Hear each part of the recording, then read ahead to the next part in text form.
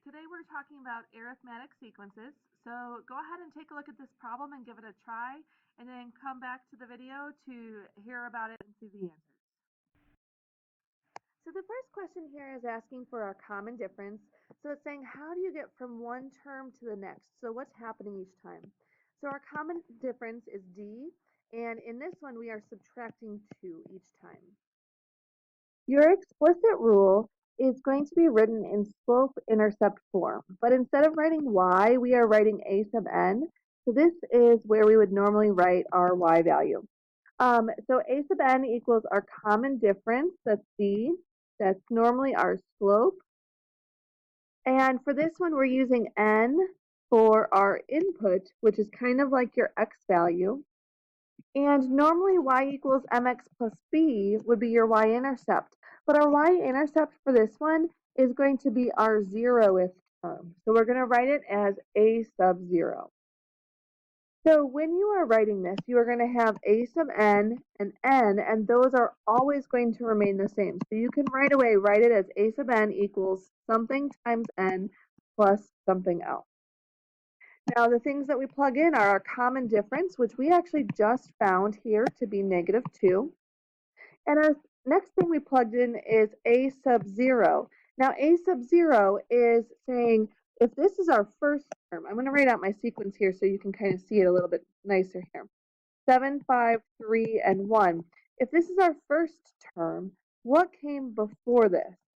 So for these ones, if we have to subtract 2 to get to 7, when we work backwards, we can then add 2 to see what came first. So we're undoing that difference there. So our first, or our 0th term rather, had to have been 9 for this one. Okay, so with your explicit rule again is slope-intercept form, and what you want to do is you want to go backwards to figure out what came first. The explicit rule is very helpful in cases like C, where you have to evaluate the 100th term.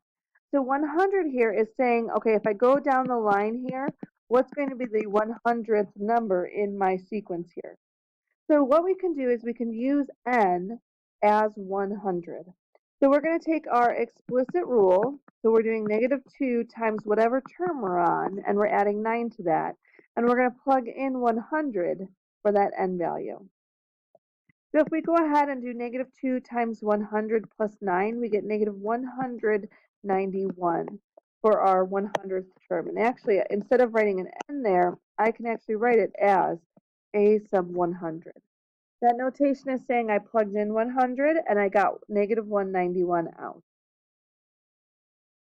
Our recursive rule, you're going to need to know your formula for your recursive rule. So there's two parts to this. Your recursive rule says whatever term you're on, in order to get there, you're going to take the term before it, that's what a sub n minus 1 means, and you're going to do something to it, like add a number or subtract a number. So the first half of your recursive rule is telling me how do I get to my next number. But if you were to say to someone, okay, you're just going to take and add 2, that's great. But if we all do that, we're not going to come up with the same sequence unless we know where to start.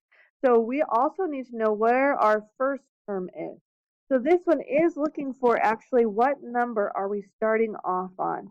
So the second half of this should say a sub 1 equals a number. So for this specific one, in order to get to the next term, I'm going to take the previous term and I'm going to subtract 2. And in order for all of us to generate the same sequence, I have to start out at 7. So those two things put together represent your recursive rule. To graph this sequence, we're going to take the numbers 7, 5, 3, and 1, and we're going to treat them as our first, second, third, and fourth numbers. So we're going to graph this like a coordinate point. My first number should be 7. My second number should be 5. My third number should be 3.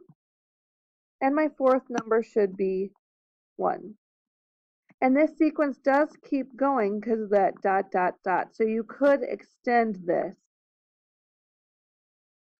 But a word of caution here, we don't want to graph the 0th term because this sequence starts with the first term and keeps going, but we don't want this 0, comma 9 there. So you're not going to put a point there. Likewise, I'm going to show it and then erase it, so don't draw this. You don't want this line here because it wouldn't make sense for me to ask, what's the 1.25 term? So we can't have those points in between because those points don't end up making sense with a sequence. So you are only going to have a discrete function there, not a continuous one. So thank you very much for listening. Hopefully this helped. Let me know if you have questions.